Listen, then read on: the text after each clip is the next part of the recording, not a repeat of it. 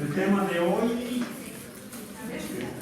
vamos a terminar de ver,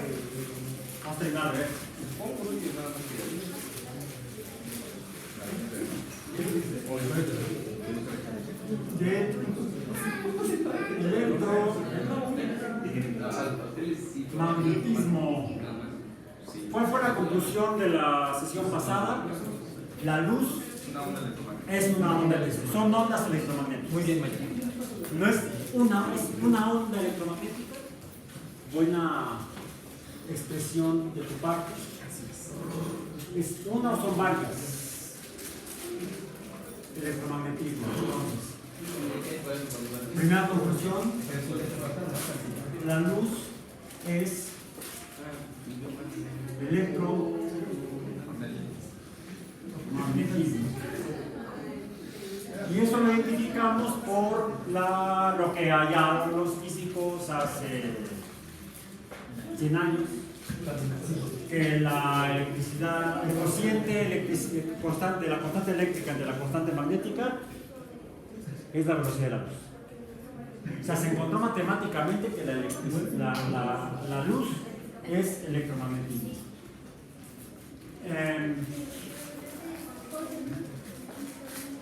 Ya vimos cuando hablamos de óptica, cuando revisamos la propiedad de la refracción.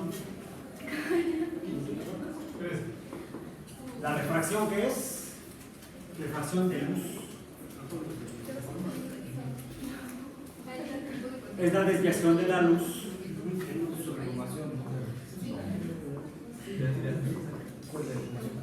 en función de la diferencia de densidades del medio. Y así, no escribo todo usando notación matemática. La desviación en función de la diferencia de densidades del medio. Cuando pasa el aire al vidrio, la luz se desvía. Cuando pasa el aire al agua, la luz se desvía. Cuando pasa del agua al aire, se desvía porque el aire es menos denso que el agua. Cuando pasa del aire al policarbonato, al aire, se desvía y se vuelve a desviar. Por eso funcionan los lentes. Los lentes funcionan por refracción. Los espejos funcionan por reflexión. Reflexionemos sobre el asunto. Mejor refraccionemos sobre el asunto. Pásame un lente. Te estás viendo lento, si no me pasas el lente. Cuando pasa la luz, y eso fue lo que no descubrió, pero sí describió Newton de manera parcialmente cuantitativa, fue que cuando pasaba la luz a través de un prisma, como decía Barbie, es como el policromático de Barbie, vemos luz roja, anaranjada, amarilla, verde, azul y violeta. Vemos otros colores porque se combinan estos. Es más, si combino 3 de estos, ¿qué es lo que dice aquí? Amarillo y azul, da verde. ¿Puedo dejar de sonreír? Sería Barbie. No, a mí no se me da ser Barbie ni tampoco Ken. Yo no camino así. ¿Vio tu historia? Ok. Este es un disco policromático ya profesional. Lo encuentran en las papelerías. ¿Ah, sí? Sí. Nunca lo sé. Yo sí, porque soy profesor de física. Y aparte estoy de dibujo. Círculo cromático dice aquí. Y marca, también está el rojo, naranja, amarillo, verde, azul y violeta. ¿Se fijan lo que dice en los valores intermedios? Rojo, rojo, naranja. Naranja, amarillo, naranja. Amarillo, amarillo, verde. Verde, azul, verde. En lugar de verde, azul. Aquí se... Azul, azul, violeta. Violeta, rojo, violeta. El fuchsia. Ahí empezamos por el rosa. El rosa es rojo deslavado, rojo aclarado. ¿Está aclarado el punto? Entonces, Pero, ¿es correcto decir de Colorado? pues sí, de Colorado decían que verde, blanco y colorado la bandera del soldado. Así es, venga. En español mexicano, colorado se refiere a rojo, a que es de color rojo. Ah, viene muy colorado, viene muy rojo. El chapulín coloradito. Chapulín rojo, no era comunista. Todo lo contrario, era un pinche capitalista. Bien, de colorado no se refiere a que tiene poco rojo, sino que tiene poco color. Muchas veces nos referimos a, si entendemos que la luz es electromagnetismo, si partimos de lo primero que vimos, de la óptica geométrica, y habíamos también hablado ya de acústica, de los fenómenos ondulatorios. Cuando comparamos las propiedades de los fenómenos acústicos, del sonido, de los fenómenos mecánicos, con los fenómenos de la luz, los fenómenos geométricos de la luz, se refleja igual que el sonido, se refracta igual que el sonido, se absorbe igual que el sonido. Sugerimos que la luz tendría un comportamiento de onda. Podrían ser ondas, porque se comporta como las ondas. O sea, si las ondas se reflejan y la luz también, tal vez sea onda. Si las ondas se refractan y la luz también, tal vez la luz sean ondas. ¿Sí? Entonces, la luz presenta comportamiento como si fuera onda. Entonces, por lo tanto, incluso pudimos asumir que entonces los números que nos definen a las ondas nos ayudarían a definir las propiedades de la luz. Por ejemplo, si este es el eje de propagación de la onda, la distancia entre cresta y cresta, o entre valle y valle, sería la longitud de la onda. La distancia entre el eje y la altura máxima de la cresta es la amplitud de la onda, que es lo mismo que hacia abajo. ¿Sí? Esta sería, vamos a decir, A más, esta sería A menos, el valor absoluto de A más, el valor absoluto, no concentración. El valor absoluto de A más es igual al valor absoluto de A menos en una onda estándar, vamos a decir. ¿Bien? O sea, esta magnitud es igual a esta magnitud. Y mencionamos que las ondas pueden ser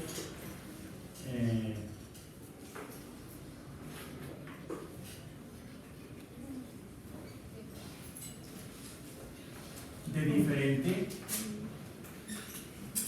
longitud. Esta es menor que esta. ¿Bien? O puede ser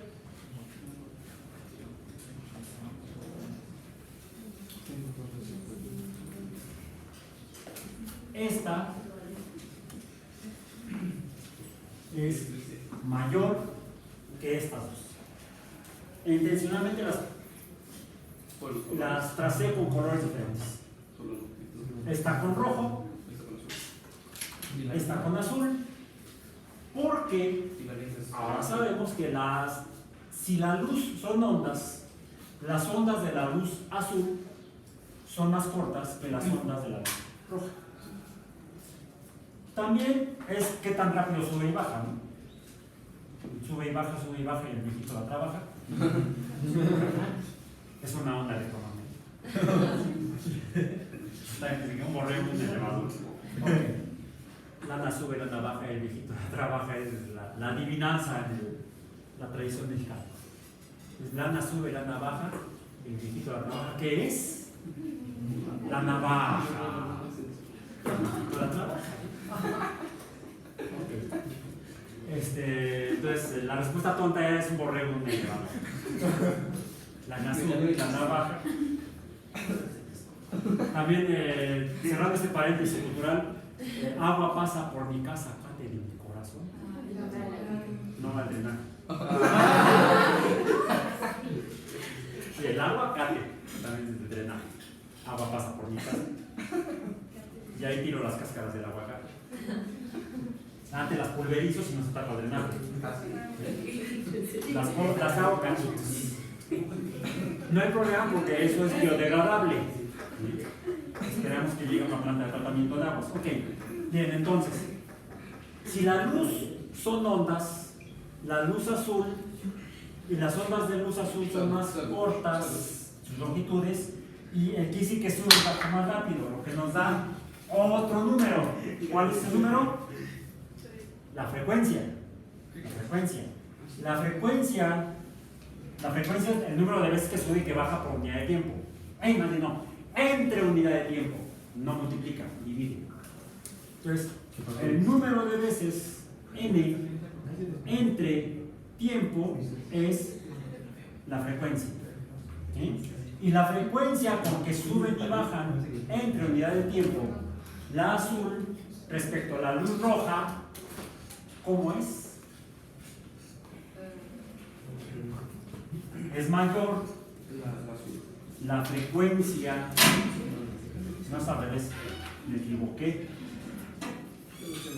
porque es inversamente proporcional a la longitud de onda. Entonces aquí al revés.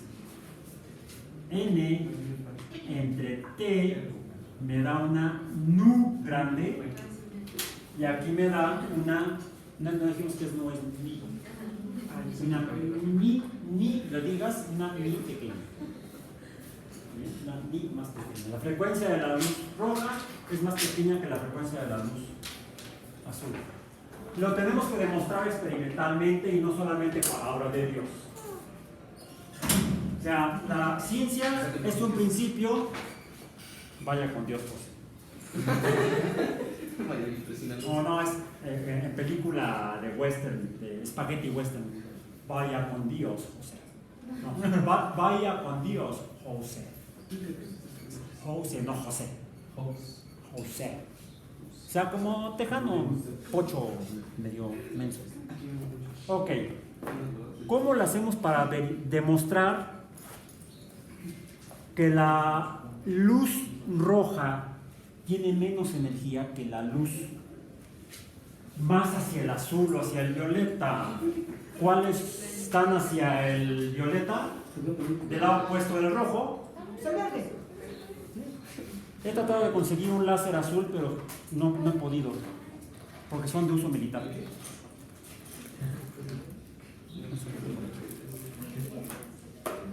Traigo aquí mi láser rojo. Los chinos altos. Traigo aquí mi láser verde. Ok, ya me desdoblo. Y traigo aquí el refractador de bolsillo. Creo que No, entonces es de bolsota, no de bolsillo.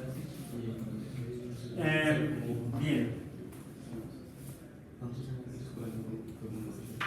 La luz al pasar de un medio de una densidad a un medio de otra densidad debe refractarse. ¿Correcto?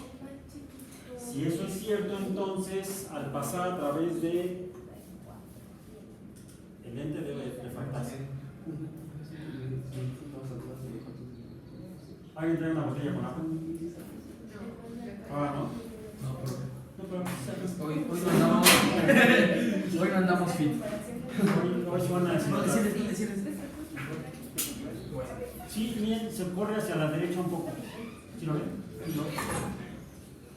Ah, ya. ¿Cómo lo ven? Gracias. O sea, de repente brinca. ¿Sí ven cómo brinca? Al pasar del aire al lente brinca. O sea, se desvía por refracción. Pero no sale más luz de otro color. Del rojo no sale otro color de luz. El rojo sí es un color, no como el blanco. El blanco es una ilusión. Bola de luz. Todos somos una bola de luz. Es una cosa palomita. Sí, queremos que la luz blanca. A ver, la luz verde. hace lo mismo. También brinca. Las dos se refractan. ¿Qué sucede si lo hago pasar? Para ver lo que hago, si no, no veo lo que hago. Bueno, sí lo veo, pero borroso. Traigo aquí el disco compacto sin lámina metálica. Viene el haz de luz rojo. Y se alcanzan a ver Dos puntitos. tres. Tres. Uno aquí a la izquierda, otro muy pálido a la derecha. Ah, yo veo el de la Sí lo alcanzan a ver. derecha. Si no hace que sí, un poco a la derecha. derecha. Ahí sí, un poco a la derecha. De este salen dos. Uno a la derecha, otro a la izquierda y el que se sigue de él. Porque aquí no estamos viendo refracción. Bueno, estamos viendo parcialmente refracción, pero este disco de policarbonato, igual que mis anteojos, tiene algo que no tienen mis anteojos. Afortunadamente, si no, no servirían. Tienen perforaciones microscópicas. Tiene pequeños hoyitos, agujeros, perforaciones, que funcionan como una rejilla que desvía la luz en diferentes direcciones, en diferentes ángulos, simultáneamente. Y ese fenómeno se llama, ¿cómo se llama? Fenómeno, ven acá. Así se le llama. ¿Cuál es su nombre? Se llama difracción. Y es una propiedad de las ondas de luz. No la presentan las ondas mecánicas. La difracción es la desviación de la luz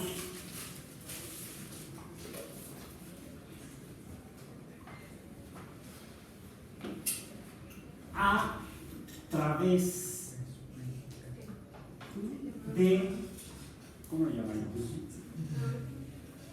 Espacio entre materiales, espacio entre materia, a través de, pongamos de rejas o rejillas.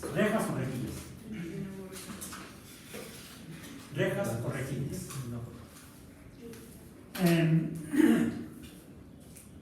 Y es más notable en la luz que es de un color verdadero, de un solo color, que en la luz policromática. También se puede ver en la luz que tiene muchos colores, como la luz blanca, la luz policromática. La luz blanca es policromática.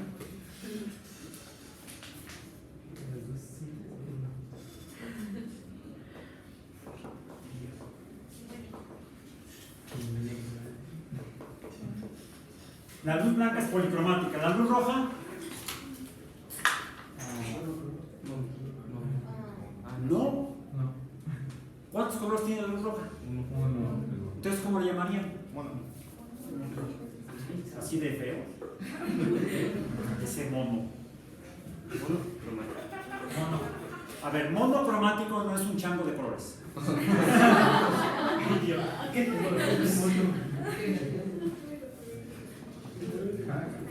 Monocromático es que es de un solo color y solo uno. La luz roja es monocromática, la luz azul es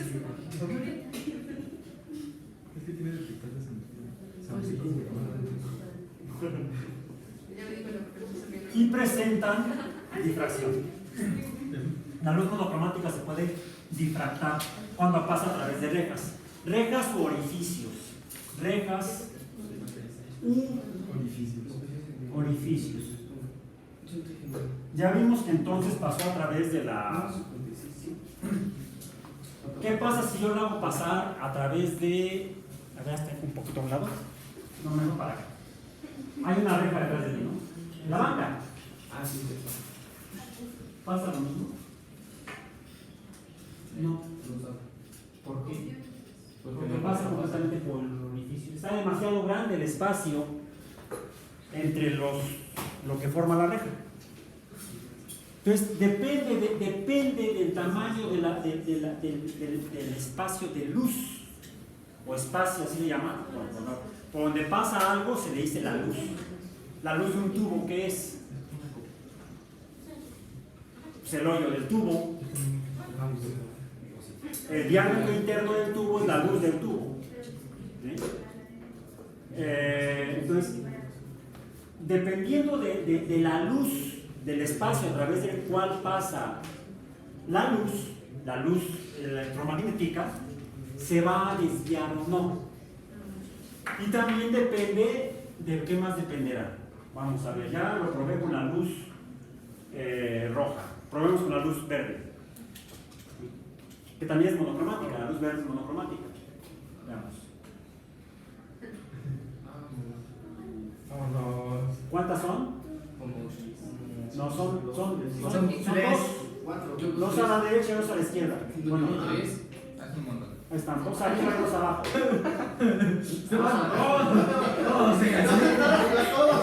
Esa fue reflexión. No, pero. Lo has dado por la ciencia, no por la ciencia. Una dioptría más. Ok. No, mucho cuidado con los láseres verdes. ¿Por qué?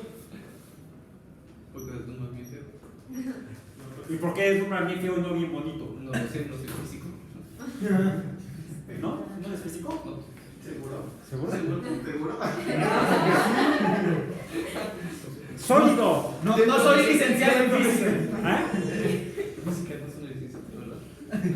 Sí. No soy licenciado en física. Ok, yo tampoco. Mi licenciatura es en biología. No posee esas conocimientos. Mi maestría en biología experimental. Mi doctorado en biofísica. Vámonos. Bueno, formalmente hice en ciencias y en chiquito hice biofísico-química. Porque la hice en el laboratorio de biofísico-química del Departamento de Química de la División de Ciencias de Ingeniería de la Iztapalapa de la Universidad Autónoma Metropolitana. La hice allá. Allá hice doctorado con el doctor Andrés Hernández en el área de biofísico-química. Bueno, entonces, y eso me permitió, para poder trabajar en ese laboratorio resolviendo los problemas de mi proyecto de investigación, tuve que ver esto, tuve que entender esto. Tuve que entender que la luz es un fenómeno electromagnético que se comporta como ondas y por lo tanto presenta las propiedades de las ondas y por lo tanto se puede desviar, ya sea por reflexión, por refracción, por difracción y también presenta el fenómeno de polarización. Y ya lo vimos con los filtros polarizantes, no polarizados, polarizantes. Sí, eso ya recuerdan. La luz polarizada.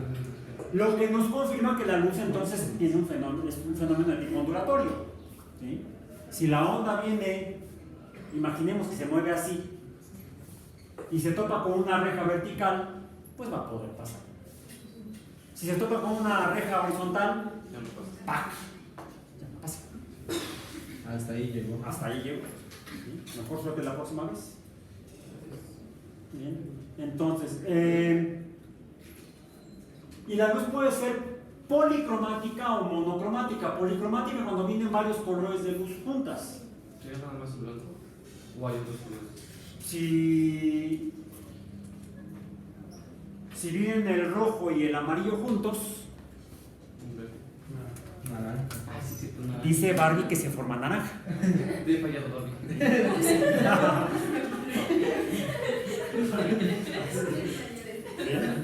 Entonces,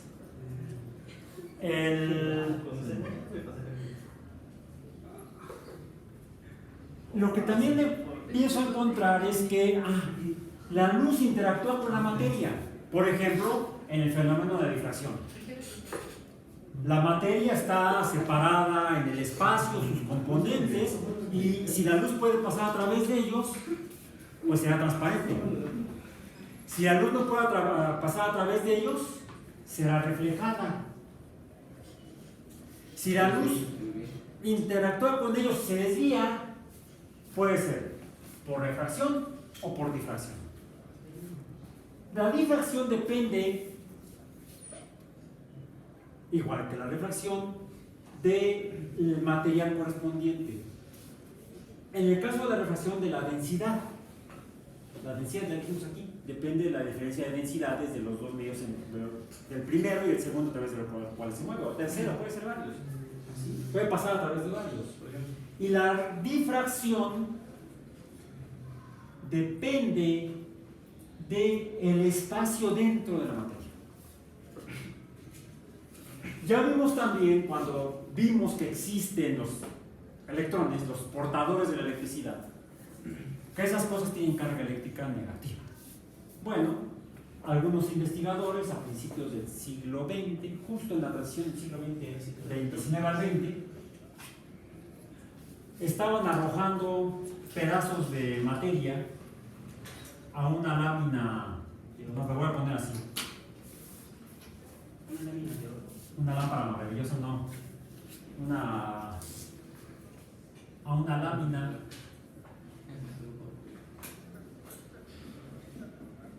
de oro, una lámina muy delgadita de oro, porque el más grueso es más caro, ¿sí? Una hojita, imaginen papel aluminio así del más delgado, pero de oro, que estaban arrojando partículas con carga negativa. ¿Cómo les aventaron todo? No, tenía una fuente emisora de partículas negativas provenientes de átomos curiosos, que decía que emitían radiación. Ya habían sido descubiertos los rayos X, un tipo de luz que no sabemos qué es, no la vemos, pero vemos su efecto, por ejemplo, en el material como las placas fotográficas. Fue accidental cuando Röntgen guardó en un cajón de su escritorio unas placas fotográficas que usa después. Tenía una muestra de un elemento que estaban estudiando mucho los físicos y los químicos a finales del siglo XIX, principios del siglo XX. Radio se llamaba. Bueno, radio le pusieron el nombre después, era otro mineral. No era radio, creo que era uranio. O no me acuerdo cuál era. Pero metió ese pedazo en el cajón, donde además puso la placa fotográfica, le puso encima las llaves de su casa, o ropero, no sé. Un toito. No sé, toma el llavero, abuelita, y enséñame tu ropero. ¿Sí? Más o menos. Y puso luego el material ese. Después acordó que tenía que hacer cosas, sacó la placa fotográfica y al revelarla, vio que la placa estaba velada, pero estaba la huella de la llave. ¿Y eso en qué momento se tomó la foto de la llave? Una llave metálica. No se quedó nada más con la duda, se puso a hacer algunas pruebas y llegó a la conclusión de que había un tipo de luz invisible. ¿Qué tipo de luz? Sepa la bola, pongamos de luz X, que emite como rayos de luz, rayos X, y le dieron el premio Nobel de Física. Le dio formato científico de publicación, lo reconoció, bravo, premio Nobel. ¿Sí? Pero Röntgen descubrió así que hay materiales y posteriormente otros encontraron materiales que emiten luz invisible, pero que se puede detectar si le ponemos aquí una placa fotográfica. Bien. Entonces, estos cuates, bueno, uno de ellos era Rutherford lanzaba puso aquí un material que emitía este tipo de luz, y él esperaba que toda la luz se enmarcara aquí. Y lo que encontró es que había algunas, es más, de hecho aquí no había nada, o había muy poca. A ver, pinche Newton, ya estate tranquilo. Déjanos en paz, por favor.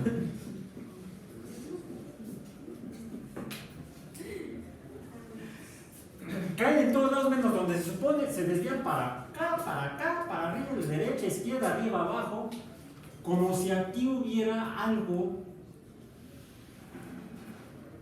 con lo que chocara y se desviaran las cosas. Y además, se alejaban de este lugar.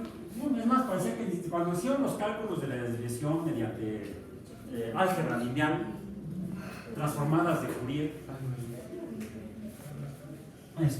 se dieron cuenta que aquí estas cosas no estaban interactuando. Sí sabían que estas tenían carga negativa y no se unían, no pasaban por aquí, tendían a alejarse de esa parte. Si cambiaran la posición, pasaba lo mismo, como si el oro estuviera formado por muchos cúmulos de materia. Y además, como no se acercaba de, perdón, ya me acordé, no eran negativos, eran positivos. Serían, saldrían del ánodo, si fuera una fuente eléctrica, saldrían del ánodo. Tendían a alejarse, por eso ahora me acordé que tenían que ser positivos. Si fueran negativas, se acercarían. ¿Sí? Esto debería ser positivo. Entonces se alejaban y llegaron a la conclusión de que esas eran las partes donde el oro estaba más concentrado, como si fueran bolas de oro, pero además no alcanzaba a chocar porque se desviaba antes, deberían tener carga positiva. Y por eso a esto le llamaron protones. Ya les habían llamado a los portadores de la carga eléctrica electrones. Los electrones y los protones entonces formaban a la materia más elemental, aquella que había predicho o propuesto en 1806 o 809, no recuerdo años por ahí, John Dalton, que estaría formando toda la materia. ¿Qué fue lo que dijo Dalton que formaría la materia? Los átomos. Entonces, los átomos predichos por Dalton estarían formados por protones con carga positiva y electrones con carga negativa.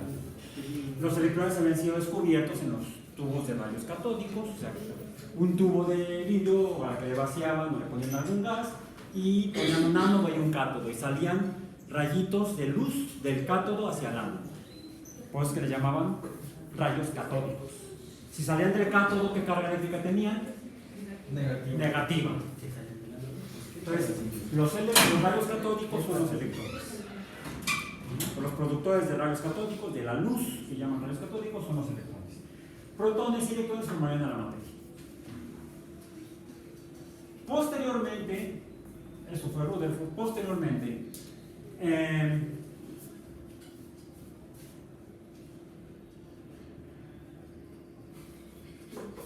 Sir Henry Bragg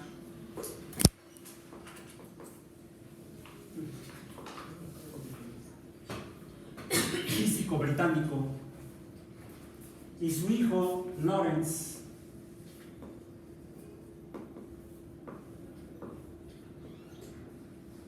usaron esta propiedad para lanzar esas partículas sobre cristales, por ejemplo, de cloruro de sodio, de cloruro de potasio, de diferentes sustancias que sabíamos que eran cristalinas. Y lo que observaban es si ponían un cristalito de cloruro de sodio. ¿Cómo son los cristalitos de cloruro de sodio? ¿Los han visto con la lupa? Son cúbicos, no son cuadrados, no son planos.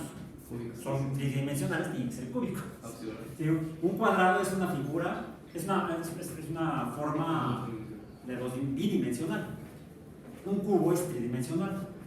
Entonces, lo que hicieron Henry y Lawrence Bragg, padre e hijo, fue que otra vez lanzaban las partículas y se desviaban en ángulos específicos.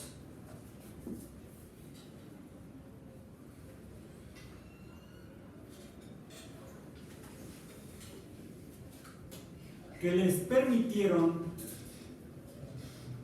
estimar mediante álgebra lineal que los cristales de cloruro de sodio estaban formados por submicrocubitos de cloruro de sodio. Es decir, a nivel atómico, el cloruro de sodio tenía la misma forma que a nivel macroscópico. ¿Achí? Sí. Es como si se hace mucho, se hace más grande el cubo. Bien. ¿Han visto los cristales de hielo que se forman en el refrigerador, en unos cubitos de hielo? De repente se ven como agujas. Midan los ángulos. Bueno, traten de tomar una lupa, cópienlo y midan los ángulos. Van a darse cuenta que los ángulos son de aproximadamente 109 grados. 109, 110 grados.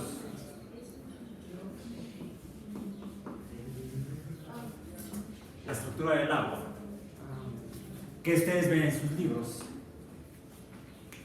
se descubrió o se calculó precisamente por los métodos desarrollados por los Bragg, por el cual les dieron el premio Nobel de Física.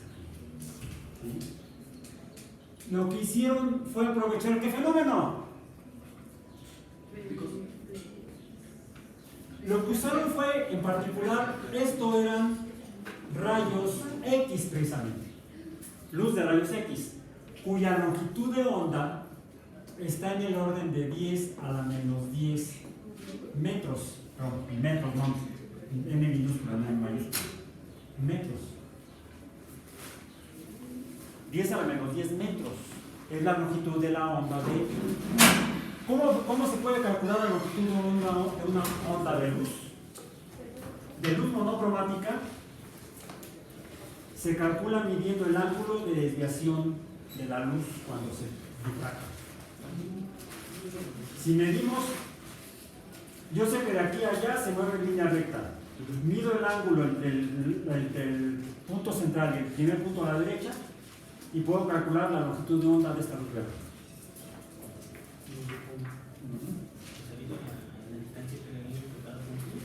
¿Eh? Podemos hacerlo de la distancia. Sí, lo que necesitas es fijar tu láser, medir el tamaño, la dimensión de la reja. Lo puedes hacer con un microscopio, lo puedes hacer con un microscopio con el microscopio de mides. ¿Sí? Pueden usar en algunos impresoras láser y ese tipo de aparatos, tienen algunos materiales que usan para que funcione el aparato que están hechos con rejillas metálicas. También pueden seleccionar eso y lo que van a obtener es algo mejor que esto, porque este sale tiene mucha dispersión de luz. Si ustedes obtienen una de esas rejillas microscópicas y consiguen un láser el láser chino de 20 pesos que venden en el metro, ¿sí? El rojo, pueden medir la distancia del láser después de que pasa por la rejilla al punto donde se proyecta, miden esa distancia, miden el ángulo, por ahí luego les paso la ecuación y pueden calcular la longitud de onda del láser rojo. Si usan un láser verde, un láser violeta, son más fáciles de conseguir el violeta y el verde que el azul. No sé por qué, será porque es más. Curiosamente, el violeta se puede conseguir porque se usa mucho para astronomía, para apuntar las estrellas. Aunque no llega hasta la estrella, pues más o menos se puede ver el haz de luz en el aire. Y lo hacen cuando dan pláticas de astronomía. Por ejemplo, la próxima noche de las estrellas vayan a CEU, a la ciudad de CEU, y ahí hay astrónomos que les dan charlas con el telescopio y andan con su láser violeta. O sea, me prestas tu láser, voy a hacer un experimento de difracción.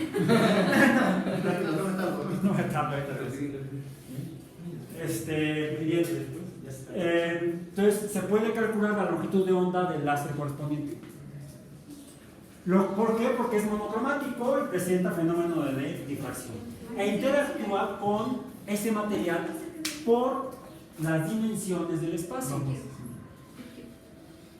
¿De qué tamaño son los átomos?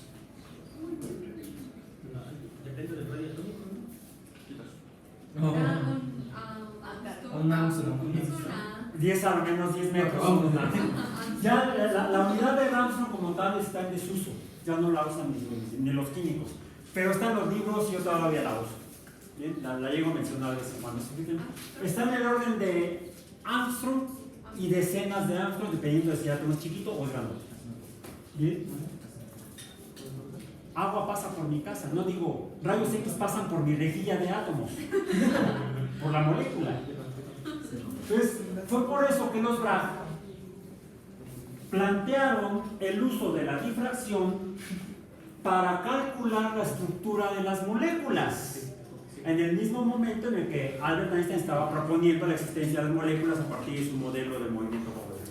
Entonces, ellos desarrollaron lo que se llama la espectroscopía, o el uso de la luz, el espectro de la luz en rayos X. Espectroscopía de rayos X o difracción de rayos X. Espectroscopía de difracción de rayos X, que es el método todavía usado hoy en día para definir o conocer las estructuras de cualquier molécula. El problema es conseguir cristal, el problema es metodológico. Es lo que nos comentaba. Lo que les comentaba en otra clase anterior. ¿Sí? Pero si tú tienes el cristal, lo cuidas con mucha atención, con mucho cariño, lo pones en el aparato y es lo que vas a obtener. Recuerden mencionar que antes usaban placas fotográficas, ahora se usan detectores de la radiación por expansión. Entonces, se puede conocer la distribución gracias a que los Bragg utilizaron o analizaron la difracción de los rayos X. Pero se produce con cualquier tipo de luz. ¿Cuál es la diferencia? La longitud de la onda, el tamaño de la longitud de la onda de las luces. Entonces, los rayos X interactúan, vamos a ir con los núcleos atómicos, o con el espacio entre núcleos atómicos. La luz azul o la luz violeta, dijimos que está en el orden, la longitud de la luz azul, esta longitud, está en el orden de los 400 nanómetros. 400 nanómetros. El rojo, ¿en qué orden está? Está en el orden de los 700 nanómetros. ¿Qué cosas son de ese tamaño? ¿Qué cosas son de ese tamaño? De aquí a acá estamos hablando de orbitales.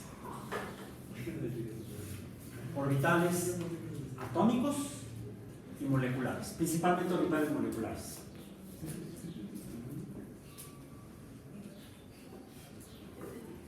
Quiere decir que entonces la luz blanca interactúa con la materia como nosotros, con nuestras moléculas, con nuestros componentes. Por eso nos vemos como nos vemos, ya sea por reflexión. ¿La luz blanca se refleja en los núcleos atómicos? No. No, porque no interactúa con ellos, porque no es del tamaño correspondiente. ¿La luz blanca es absorbida por los núcleos atómicos? Tampoco, porque no corresponde al tamaño. Para que interactúe la luz con algo, con alguna forma de materia, tiene que coincidir, tiene que corresponder la longitud de la onda de luz con la magnitud espacial del objeto, de los componentes de la materia. Por eso es que los rayos X interactúan con los núcleos atómicos, porque son del tamaño correspondiente. La luz blanca corresponde al tamaño de los orbitales de las moléculas que nos forman: proteínas, ácidos nucleicos, lípidos, azúcares y otros compuestos, por ejemplo, inorgánicos, como el cloruro de sodio, como el carbonato de potasio, como el carbonato de calcio, de las conchas de las almejas que te comiste el otro día. Espero que no te hayas comido la concha, nada más el tejido blanco.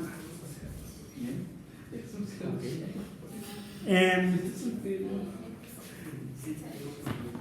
Y es así como formalmente, y a partir de trabajos previos por Bunsen y Kirchhoff, y ¿ya lo mencionamos?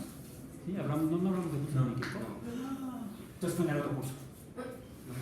Ah, sí. Sí, en la astrobiología. Ok. Lo que sí mencionamos fue que Newton estudió la luz.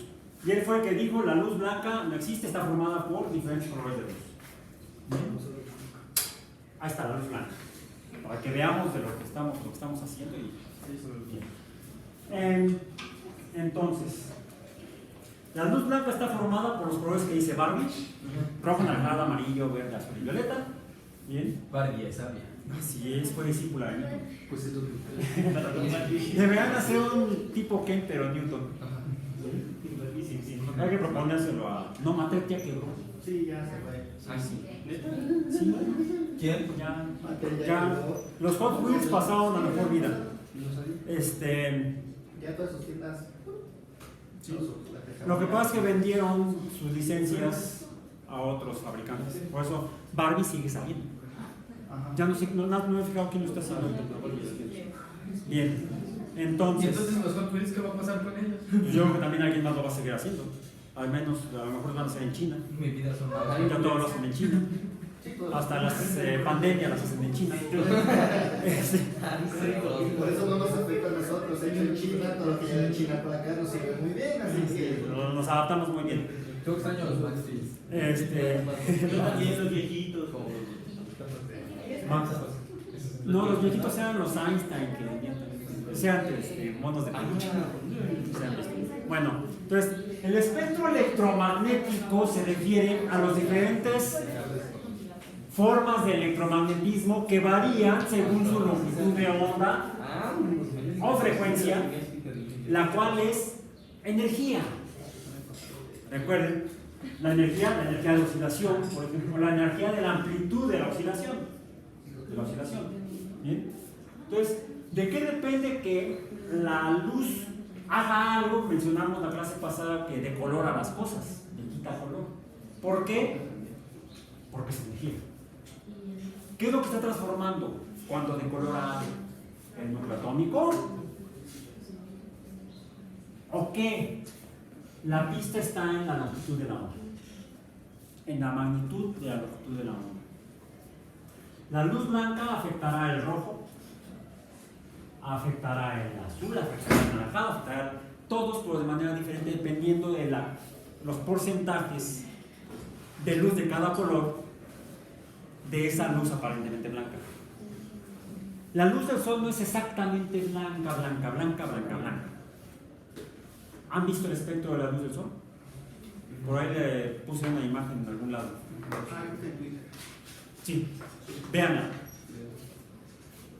¿Y qué es lo que van a observar? El primero es un espectro tenido con un prisma. Es el espectro de la luz del sol. Más o menos poco después del mediodía, porque no lo puedo hacer al mediodía, porque al mediodía la luz del sol está arriba de mi departamento y entonces no pasa a través del techo, espero. Y no entonces tengo un problema. Y más problema porque vivo en el 9º piso y hay 4 pisos más arriba de mí.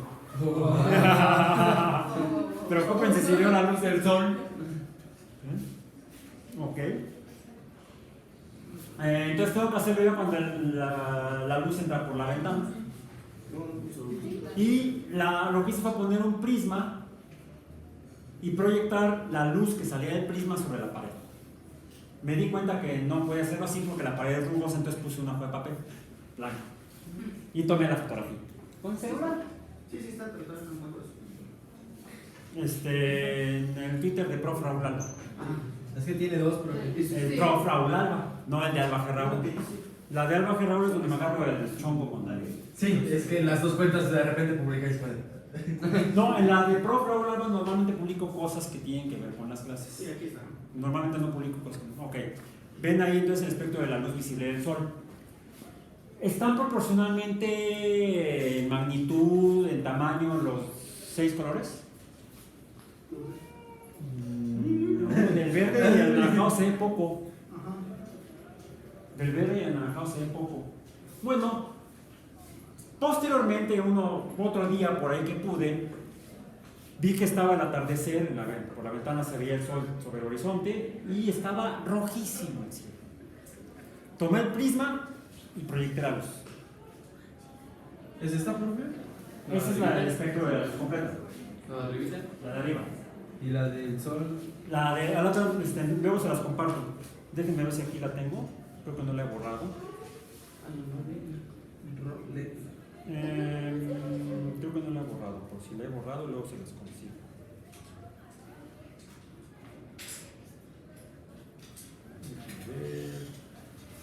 Y luego la subo. Ah, sí, aquí está. Bien. A ver, para que la vea acá, ahí está. Sí, ahí está. Ahí la ven, mejor así. ¿Ok? ¿Se volteó? Sí, ya se volteó. Ah, bueno, es que es por la forma en la que estaba la cámara. Véanlo. ¿Se ve igual? Al rato la subo a... ¿Se ve igual? Sí, prácticamente no hay azul. Porque es en el atardecer cuando la atmósfera misma está refractando la luz del sol, la está desviando. Por eso vemos el atardecer rojo anaranjado, porque la luz azul se fue para otro lado, ya no nos llega a los ojos. Aquí está la prueba. Eso se debe a la inclinación. Se debe al ángulo de incidencia de la luz del sol sobre la curva de la atmósfera, y entonces ya está pasando por un prisma antes de que pase por mi prisma. Prisma cuadrado. Hay prismas cuadrados. ¿Sí? Así es. Es más, aquí se ve un poco más de verde que en el espectro completo. ¿Sí? ¿Okay? Entonces, por cierto, luego los junté para compararlos. Ahí está, es lo que se hace en ciencia. Esto tiene más cara de ciencia que las fotos por separado.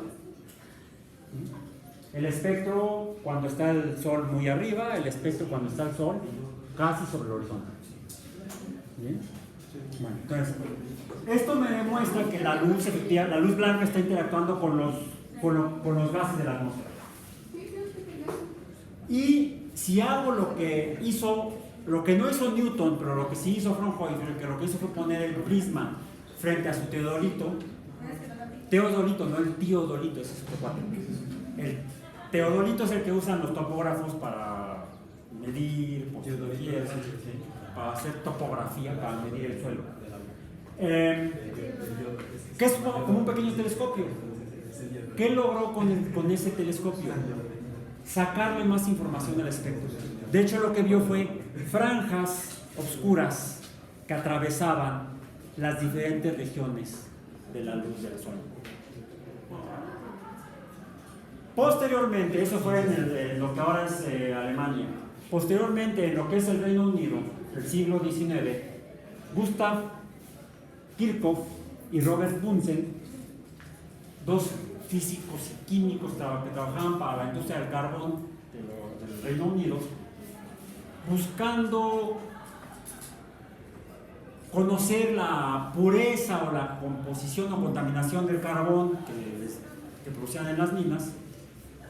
Lo primero que dijeron fue, bueno, podemos aprovechar lo que ya Fraunhofer descubrió en Alemania. Tratemos de ver, Fraunhofer encontró que entonces si ustedes queman diferentes materiales de diferente composición química, van a emitir luz de diferente color. Ya se los mencioné. Si ustedes queman cobre, emite luz verde y o azul. Si queman hierro, va a ser un amarillo muy intenso. Si queman sodio, va a ser un amarillo diferente, un amarillo más anaranjado.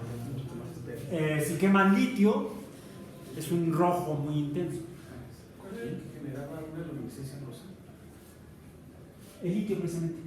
El bromo es verde cuando se quema. El bromo también. El bromo que es rojo cuando se quema emite luz verde. Sí. ¿Sí? Bueno, si a eso les pongo, si cuando esos materiales están quemando, les pongo un prisma, voy a ver tal vez más colores de luz. Los estoy separando porque están saliendo todos juntos cuando los estoy quemando. Si le pongo un prisma, los puedo separar. Entonces estoy sacando el espectro de emisión de los elementos químicos, el espectro de emisión de la flama, porque está quemando eso. Y de hecho, así se llama. Porque hay un prisma de cristal es fácil de conseguir. O sea, váyanse a las tiendas de fotografía que están en la calle de Palma. Donceles, Palma. Palma. En Donceles y Palma, más en esquina. Caminas todos Donceles, saludos a los diputados. ¿Sí? Entonces, podemos hacer Nos referimos a recordar desde el 10 de mayo. espectroscopía de emisión de luz. Y vamos a ver que diferentes elementos emiten luz de diferentes colores. Y si les pongo el prisma, entonces voy a hacer espectroscopía. Voy a ver cuáles colores emiten. Esos serían de átomos o atómicos. Pero también se está formado por varios átomos. Entonces lo que tengo que ver son los enlaces que forman ellos. Si son enlaces, entonces tengo que ver los orbitales. Y lo que mejor funciona es no ver cómo emiten luz, sino cómo la absorben. Lo que voy a hacer es tomar una fuente de luz blanca y los voy a emitir, los voy a iluminar. Voy a poner el prisma entre la... Pongo la fuente de luz. Ahí está, el foquito. Ahí está. Estos son alargados. Emite la luz, pongo un prisma, se descompone. Le pongo un motor para que gire. Si gira, puedo cambiar el ángulo. Y entonces la luz pasa por acá. Pongo aquí la muestra. Y aquí detecto a la antigüita con una aguja, actualmente con un display, una pantalla de números. ¿Cuál color de luz absorbe más? Si absorbe violeta, azul, verde, amarillo, anaranjado o rojo. Lo que hago es grafico la cantidad de luz contra la longitud de la onda. ¿Sí? Aquí lo voy a hacer con luz visible. Empiezo en 400 y termino en 800 nanómetros. Creo que ya lo puse aquí, no me acuerdo si fue en otro curso. Si lo que pongo aquí es clorofila, ¿cómo va a ser la gráfica?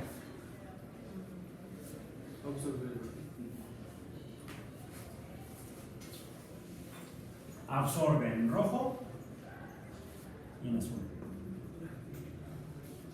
No absorbe en verde. ¿Por qué las plantas se ven verdes? Porque reflejan la luz verde. Absorben principalmente azul y rojo. Las zanahorias son anaranjadas. ¿Cómo es el espectro de absorción de los carotenos? Los que forman los que se encuentran en las zanahorias. Estos son carotenos. Absorbe azul, no absorbe rojo ni naranja, ni amarillo, del verde en adelante. Absorbe el que no veo. Por eso no lo veo, porque lo absorbe. ¿Bien?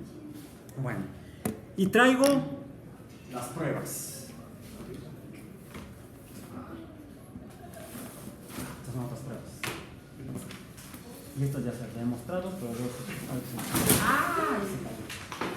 No hay problema. Ahí está. Estaba desbalanceado. Vamos a poner aquí. Sí. Así. Así. Acá. Gracias. Una vez. Esto son. Ok, está invisible. Sí, está invisible. Okay. Esto es luz visible.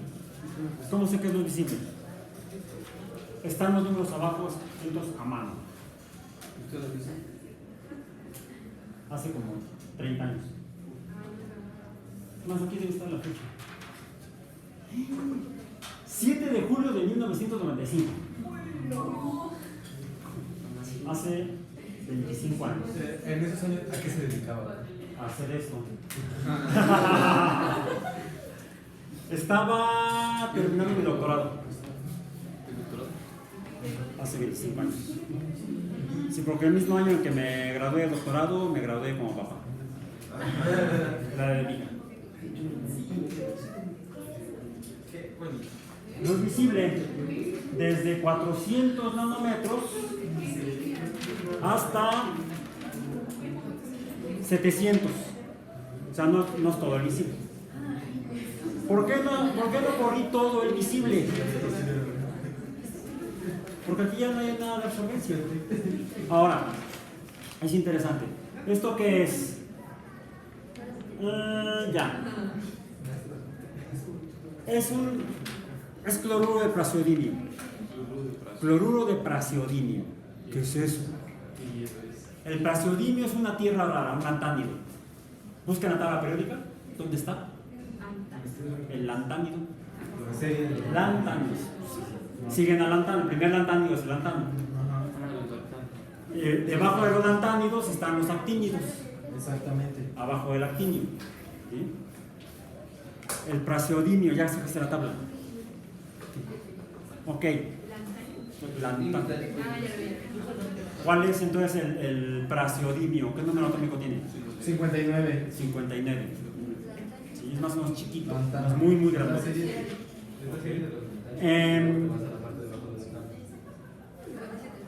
¿Cuál es su estado de oxidación o valencia? 3, yo usé 3. Es PrCl3, cloruro de praseodimio. PrCl3. Se disuelve en agua fácilmente. Aquí está su espectro de emisión. El espectro de emisión. Perfecto. ¿De qué color es? ¿Cuál es? El más notable. El azul. Y luego Como un verde. el verde. Es verde pistache. Ah, sí. El cloruro de praseodimio es verde pistache. Sí, es como el verde, es verde.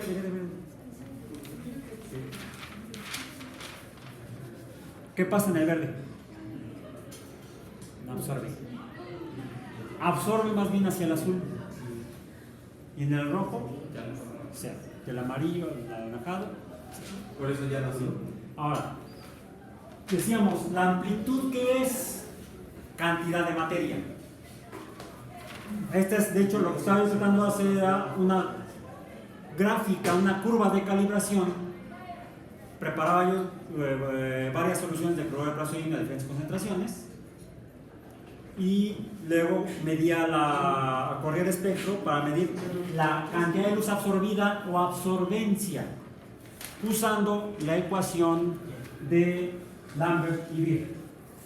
La ecuación de Lambert y Beer me dice que la cantidad de luz absorbida, esta A, depende de la concentración de materia, de cuánto atraviesa la luz y una constante que se conoce como el coeficiente de extinción molar. Que esto depende de cada sustancia. Por ejemplo, en el caso de los unidades moleculares, de cuánto haya de esa materia, de esos electrones. La luz visible interactúa con electrones. Para medir la concentración. Para medir la concentración, porque yo luego se lo ponía a otra sustancia para ver si se le pega. ¿Cómo le hago? Si se pinta de verde. Bueno, pues si ya se le pintó de verde, ahí sí se le pega, pero ¿cuánto se le pegó? Yo necesitaba medirlo, cuantificarlo. ¿Cuántos átomos de praseodimio se pegaban por molécula? 1, 2, 3, 20. Entonces, sí verifiqué, déjenme ver. Aquí está. Ya se las había mostrado estas. Esto es luz visible. Luz visible. Estas son ondas de radio.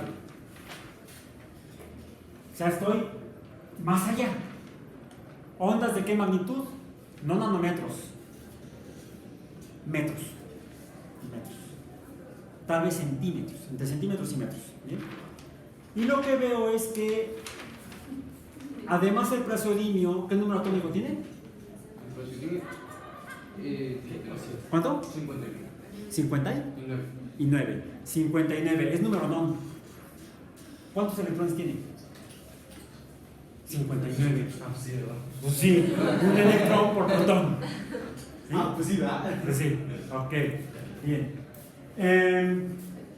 Los electrones tienen carga negativa, si están en movimiento generan campos magnéticos.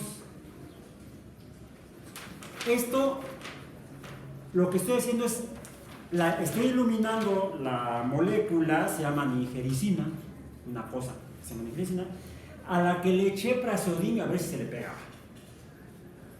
¿Sí? ¿Cómo saber si se le pegó? La nigericina, si yo la meto en ondas de radio, me da una línea recta. No interactúa con ondas de radio. Pero el praseodimio, como tiene un electrón solito en un orbital, está el electrón solo en un orbital. Se está moviendo, está generando un campo magnético. ¿Qué pasa si lo pongo en un campo magnético? Pues tal vez se desvíe. Si latino, se desvía. Si latino la cantidad de energía de las ondas de radio, va a interactuar, va a absorber y se va a desviar. Y entonces va a darme una gráfica como esta. Entonces yo puedo detectar el praseodimio por su electrón con luz de ondas de radio, luz que no veo, pero sí interactúan con esto. ¿Por qué lo puedo usar con praseodimio y no con, antes del praseodimio está adelantado? Sí. ¿Cuál? El serio. El serio. Ese no se ríe, no hace bromas, es muy serio. No es con C, no con S. El serio, ¿cuál es el número de serio? 58. 58. Si yo le hubiera puesto serio a la molécula, en serio, y se le pusiera. Es un bonito mineral. Sí, es muy interesante. Lo he usado yo en otros experimentos. Y si llegara a unir a la molécula, yo no lo puedo ver aquí. Porque no tiene un último electrón. Porque no tiene un electrón solo. Sí. Está unido en el mismo orbital con otro electrón. Que para que esté en el mismo orbital, ¿cómo tiene que ser su spin? Negativo. Opuesto. Sí. Si son iguales, los campos magnéticos. Bueno, necesito otra mano derecha. Préstame tu mano derecha. A ver, mano derecha. Así. Ok. El campo magnético es igual. ¿Y entonces qué sucede? Pues no son. Se separan. Para que dos electrones estén en un orbital, deben tener campos magnéticos diferentes. Deben tener espines opuestos y entonces pueden ocupar el mismo orbital por atracción electrostática, magnética, por atracción magnética. ¿Bien? Gracias por tu electrón. Ok. Entonces, por eso es que este tipo de espectroscopía de ondas de radio, en la cual el campo magnético del electrón se suma al campo magnético que le estoy poniendo y entonces aumenta la energía. ¿Cómo se llama ese fenómeno? Resonancia. Y lo que mido es la cantidad de energía absorbida por la resonancia. Esto es espectroscopía de resonancia de electrones. La más conocida popularmente, incluso se usa para fines médicos, para fines de diagnóstico, es la que usa la carga eléctrica positiva del protón, que también está en movimiento y también pueden presentar la generación de campos magnéticos. Si los ilumino los protones de una molécula o de un compuesto con luz de ondas de radio, de la energía correspondiente a esto, pueden interactuar, se suman las energías y entonces entran en resonancia y lo puedo medir. Resonancia magnética nuclear. ¿Dónde están los protones? En el núcleo. No le dicen resonancia magnética protónica, no.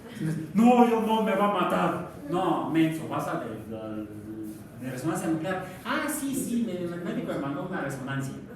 Y ahí viene. Ok. Entonces, esos son diferentes técnicas o métodos espectroscópicos, todos ellos que usan todos luz en diferentes regiones del espectro electromagnético e interactúan con diferentes partes de la materia en diferentes escalas. Rayos X, núcleos atómicos. Resonancia de protones, núcleos atómicos. Y siendo dos energías muy diferentes, ¿de qué tamaño son los rayos X? 10 a la menos 10. ¿De qué tamaño son los de resonancia magnética? Centímetros o metros, porque son ondas de radio. Por eso es que no los meten a este. Bueno, sí, durante mucho tiempo usaban rayos X, se siguen usando, pero se usan ahora en menor intensidad. Antes te podías aplicar, te pueden hacer cuando mucho unas pocas radiografías al año. Actualmente, con la mejora en el proceso de análisis de la información, se puede reducir la intensidad de radiación que se le pone al paciente y se le pueden sacar tantas placas como sea necesario. ¿Sí? Okay. Ahora, déjenme ver. Bien. Entonces, esto es, déjenme ver, hierro, cobre. Creo que el praseodimo no lo usé aquí en este. No, usé nada más cobre. Esta es la misma molécula, nigericina, pero ¿en qué región del espectro? ¿Alcanzan a ver los números? ¿No? ¿Se queda hasta peor que la mía? Ah, ¿sí ven? ¿Qué región del espectro es? ¿De cuánto a cuánto? De 200 a 400. ¿A 400? ¿Eso qué es? Al espectro. Oh, está por debajo del visible. ¿Y de este lado? No, el infrarrojo está por debajo del rojo. Ese está más allá del violeta. Ultravioleta. Ultravioleta. Esta es la misma molécula, la nigericina. ¿Por qué? Es un polvo blanco cuando está muy acumulado, pero cuando lo disuelvo queda transparente. No lo puedo ver con luz visible, pero sí la puedo ver con luz ultravioleta. Yo no, el aparato. Estoy demostrando, esta es la línea basal, el solvente sin la sustancia, le pongo la sustancia y vean, absorbe ultravioleta lejano, es el que está más cerca del visible, cerca de los 400. Esto me demuestra que es transparente la sustancia en la luz visible. No absorbe luz visible, no refleja luz visible, absorbe y refleja ultravioleta. Ahora, ¿cómo demuestro que interactúa con el cobre? Hay dos maneras. En este caso, veo que aquí está absorbiendo muy poco, ¿sí? Al ponerle el cobre, aumenta esto. Me demuestra dos cosas. Número uno, hay cobre, y número dos, está modificando la estructura de la molécula. Porque lo que veo con el ultravioleta, e incluso con el visible, alguien ya se está viendo que se va a matar. Lo que veo son los orbitales moleculares. ¿Y qué hay en los orbitales moleculares? Electrones. ¿Y qué puede pasar con los electrones? Pueden venir o pueden ir. La sustancia se puede oxidar o se puede reducir. De hecho, más bien está oxidando al cobre. Esta molécula tiene muchos oxígenos. Los oxígenos oxidan al cobre. Y entonces, ¿qué pasa con la molécula? Se reduce. Químicamente se reduce, y además lo que veo es que se modifica también su espectro de absorción. Esto la absorción aquí disminuyó un poco debido a que esto que es el grupo es una molécula ácida, es una molécula orgánica ácida. Aquí lo que absorbe es el grupo carboxilo. Cualquier sustancia que tenga carboxilo es un ácido graso. Si ustedes la ponen en luz ultravioleta, va a absorber luz ultravioleta. Y si miden la absorción, van a medir esto, un pico. Y acá, ¿cómo son las grasas? Cuando están limpias, cuando están purificadas. La parafina de las velas o la manteca de las ceras limpias, Blanco. la glicerina, Blanco. aún los aceites vegetales, la mayoría cuando están muy puros son blancos. No absorben luz visible ni ultravioleta cercano, absorben ultravioleta lejano debido al grupo carboxilo de los ácidos grasos. Entonces aquí estoy viendo grupos ácidos orgánicos. Lo que estoy viendo es entonces también que el cobre se está uniendo a los oxígenos.